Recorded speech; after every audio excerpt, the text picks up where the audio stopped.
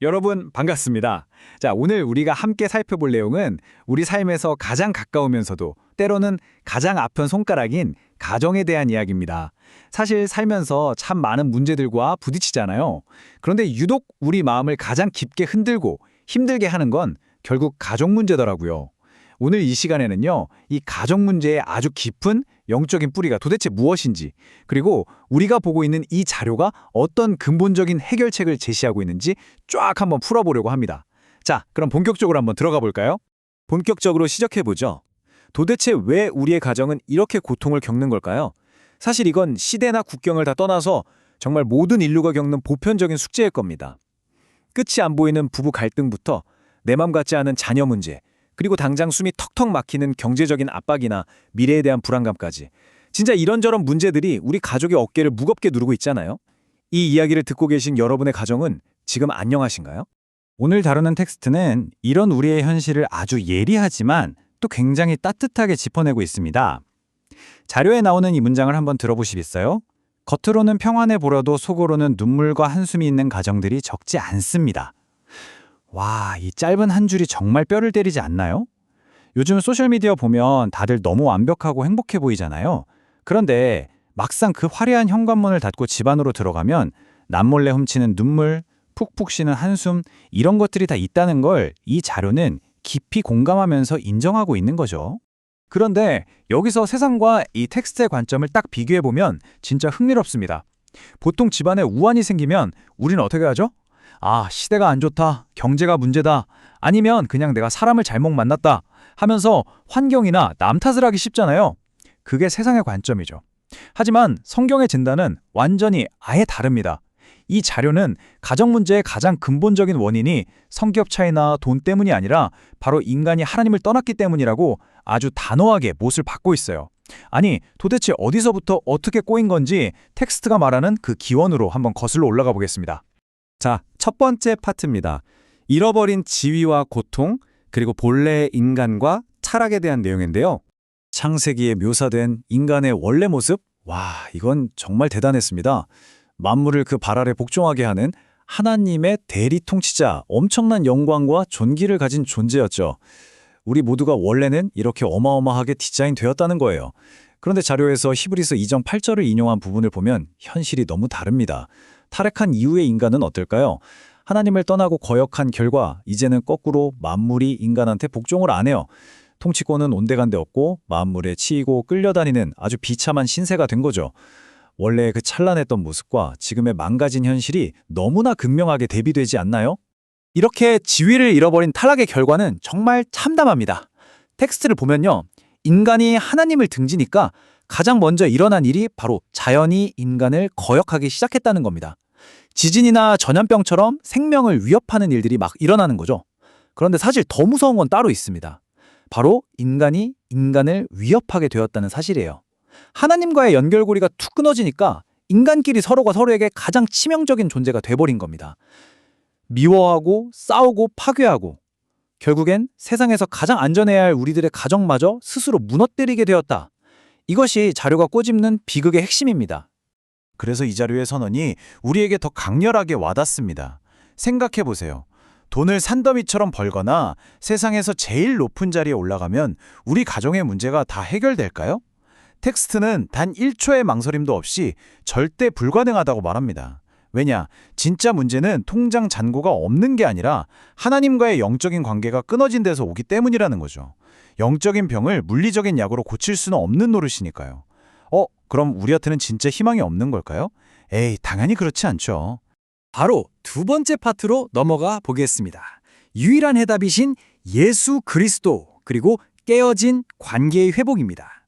우리 스스로는 도저히 풀 수 없는 이 꽉 막힌 문제에 단 하나의 뻥 뚫린 길이 제시됩니다.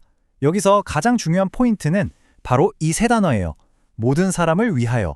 자료에서 인용한 히브리서 2장 9절을 보면 예수님이 죽음의 고난을 맛보신 게 무슨 특별히 잘나고 선택받은 소수만을 위한 게 아니라는 겁니다. 삶이 팍팍하고 비참한 사람, 짐이 무거워 헉헉대는 사람, 그러니까 바로 지금 가정 문제로 남몰래 눈물 짓는 우리 모두를 위해 오셨다는 거죠. 자, 그럼 이 엄청난 사실이 우리 실제 삶에서는 어떻게 나타날까요? 구체적으로 한번 따라가 보겠습니다. 세 번째 파트, 예수님을 모신 가정입니다. 예수님이 가정의 진짜 주인이 되실 때 어떤 일이 일어나는지 살펴볼까요? 이 자료는 예수님이 우리 집의 주인이 되셨을 때 일어나는 변화를 딱 4가지 해방으로 정리해 줍니다. 첫째, 마귀의 세력으로부터 해방됩니다. 둘째, 매일 우리를 옥죄는 돈 걱정이나 미래에 대한 불안감 같은 인생의 종노릇에서 해방된다는 거고요. 셋째, 서로를 탓하는 원망이나 묵은 죄책감에서 벗어나는 죄로부터의 해방입니다. 그리고 마지막 넷째는 우리가 정말 깊은 고난의 터널을 지날 때 아주 실질적인 도우심을 받게 된다는 거죠. 어떠세요? 우리가 처음에 나눴던 그 수많은 가정의 근심들이 이 4가지를 통해서 싹 다 해결되는 그림 그려지시나요? 자, 여기서 진짜 흥미로운 대목이 나옵니다. 텍스트에서 성경 원어의 의미를 분석한 부분인데요. 마귀를 멸하시며 라는 표현이 있잖아요. 사실 이게 마귀를 우주에서 마술처럼 뿅 하고 흔적도 없이 사라지게 했다는 뜻이 아니더라고요. 원래 뜻은 무효로 만들다, 활동을 정지시키다 라는 겁니다. 다시 말해서 마귀가 휘두르던 가장 무서운 무기인 죽음의 권세를 예수님이 쫙 빼앗아버렸다는 거죠. 그래서 이 자료가 쓴 비유가 기가 막힙니다.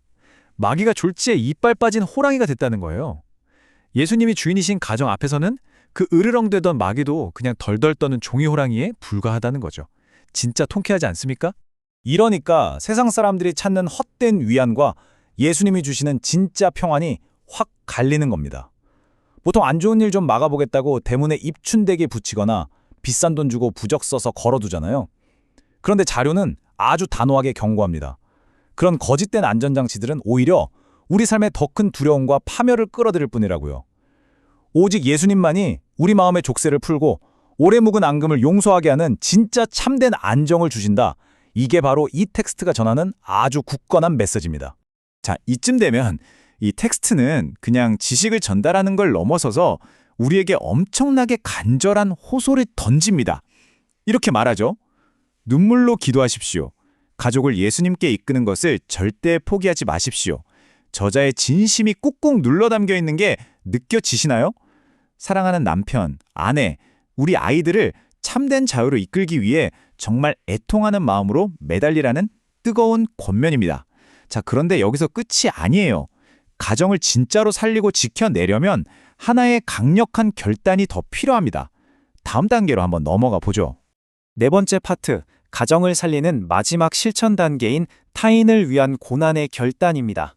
이 결단을 설명하려고 텍스트가 가져온 역사적 일화가 하나 있는데요.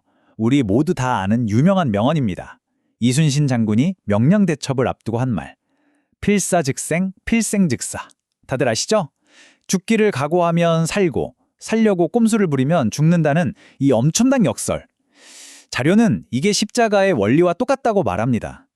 예수님이 우리를 살리려고 자기 목숨을 기꺼이 내놓으셨기에 세상 어떤 권세도 두려워하지 않으셨던 것처럼 우리도 내 가정을 위해서는 기꺼이 헌신하고 희생하겠다는 엄청난 용기가 필요하다는 걸 강조하는 겁니다.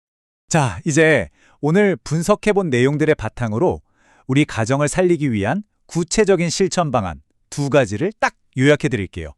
첫 번째, 예수님을 우리 가정의 진짜 주인으로 온전히 모셔드리는 겁니다. 영적인 근본 뿌리부터 바로 잡는 거죠. 그리고 2번째, 내 가족과 이웃을 위해 나부터 먼저 고난을 감수하겠다고 다짐하는 겁니다. 사실 나 혼자 편하자고 하면 집안에 불화와 근심이 쌓이잖아요. 그런데 반대로 내가 먼저 져주고 내가 먼저 희생하려고 할 때 신기하게도 두려움은 싹 사라지고 온 가족이 다 함께 살아나는 진짜 기적이 일어난다는 뜻입니다. 오늘 이 시간의 결론이면서 동시에 우리 모두의 매일매일에 던져지는 아주 묵직한 질문 하나로 마무리해볼까 합니다. 나의 편안함입니까? 아니면 이웃의 생명입니까? 우리는 정말 숨쉬는 매 순간 이 선택의 갈림길에 서게 됩니다.